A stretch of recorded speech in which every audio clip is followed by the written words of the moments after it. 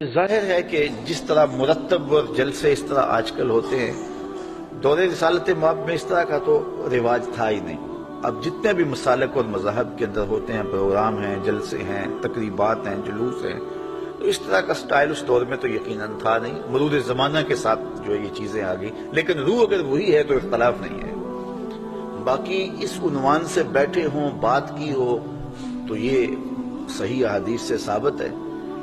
حضرت امیر معاویہ رضی اللہ تعالیٰ عنہ کی مرویات سے ہے کہ حضور علیہ السلام مسجد نبوی میں تشریف لائے تو صحابہ بیٹھے ہوئے تھے،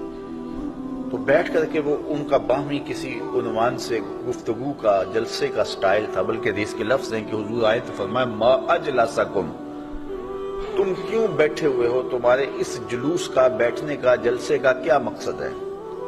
تو صحابہ نے جو جواب دیا وہ سننے کے قابل ہے۔ انہوں نے کہا جلسنا نذکر اللہ و نحمدہ علی ما ہدانا للاسلام و من علینا بکا، حضور ہمارے بیٹھنے کا مقصد یہ ہے کہ ہم اللہ کی حمد بول رہے ہیں، اس کی ثنا کر رہے ہیں، اس کا شکریہ ادا کر رہے ہیں اس بات پر کہ اس نے ہمیں ہدایت اسلام دی اور آپ کی صورت میں ہمارے اوپر کرم فرمایا، وَمَنَّ عَلَيْنَا بِكَ، آپ کی صورت میں ہمارے اوپر کرم کیا۔ اور اگر اس کو حضرت حسان بن ثابت کے لہجے میں دیکھنا چاہو تو ان کے لفظ، صریح لفظ یہ ہیں مَنَّ عَلَيْنَا رَبُّنَا أَن بَعَثَ فِينَا مُحَمَّدًا صلی اللہ علیہ وسلم، ہمارے رب نے ہمارے اوپر احسان کیا ہے کہ محمد عربی عطا کر دیا۔ اور اگر اس کا اردو میں منظوم ترجمہ چاہو تو یہی ترجمہ ہوگا فضل رب العلا اور کیا چاہیے، مل گئے مصطفیٰ اور کیا چاہیے۔ من علینا ربنا ام بعث فینا محمد، تو انہوں نے کہا کہ ہم اس پر اللہ کا شکریہ ادا کر رہے ہیں کہ اللہ نے آپ کی صورت میں ہمارے اوپر احسان کیا ہے۔ جب صحابہ نے یہ بات کہی تو حضور مسکرا کے گزر جاتے، کہتے کہ اچھا کام ہے، اور اگر اچھا نہیں تھا تو روک دیتے، لیکن حضور فرمایا کیا صحابہ تم اس بات پہ قسم اٹھا سکتے ہو کہ اسی لیے بیٹھے ہو؟ تو صحابہ کو حیرت تو ہوئی ہوگی کہ اس بات پر قسم لینے کا کیا مقصد ہے، لیکن حضور نے کہا تو انہوں نے برجستہ عرض کی حضور ہم اللہ کی قسم اٹھا کے کہتے ہیں اسی لیے بیٹھے ہو۔ حضور نے باقاعدہ حدیث میں آتا ہے، مسلم کی روایت ہے، سنن نسائی میں ہے، باقی کتب حدیث میں ہے،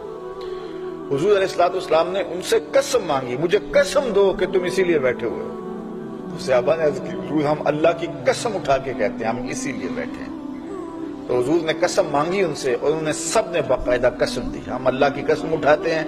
ہم اسی لیے بیٹھے ہیں کہ آپ کی صورت میں اللہ نے جو ہمارے اوپر انعام کیا ہے اس پر اللہ کا شکر ادا کر رہے ہیں۔ تو جب صحابہ سے باقاعدہ حضور نے قسم لے لی اور انہوں نے قسم دے دی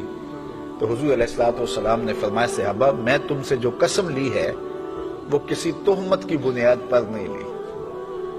کوئی شک نہیں تھا تمہارے قول کی صداقت پر کہ میں نے قسم سے تصدیق چاہی ہو، بلکہ ماجرا کچھ اور تھا، اور وہ کیا تھا کہ میں حجرے میں تھا، اتانی جبریل علیہ السلام، میرے پاس حضرت جبریل امین آئے، تم باہر بیٹھ کے مجلس کر رہے تھے اور میں حجرے میں بیٹھا ہوا تھا، اتانی جبریل علیہ السلام، اور میرے پاس جبریل امین آئے، فاخبرنی ان اللہ یباہی بکم الملائکہ، مجھے جبریل نے آ کے خبر دی اے صحابہ تمہارے اس عمل پر اللہ فرشتوں میں فخر کر رہا ہے، تمہارے اس عمل پر، فاخبرنی ان اللہ یباہی بکم الملائکہ، تمہارے اس عمل پر اللہ فرشتوں میں ناز کر رہا ہے، فرشتوں میں فخر کر رہا ہے کہ میں نے ان کو ایک نعمت دی تھی، کتنے قدردان ہیں کہ اب بھی بیٹھ کے اس کا شکریہ ادا کر رہے ہیں۔ اللہ اکبر۔ تو مجھے بتائیے آج اگر میں اور آپ بیٹھ جائیں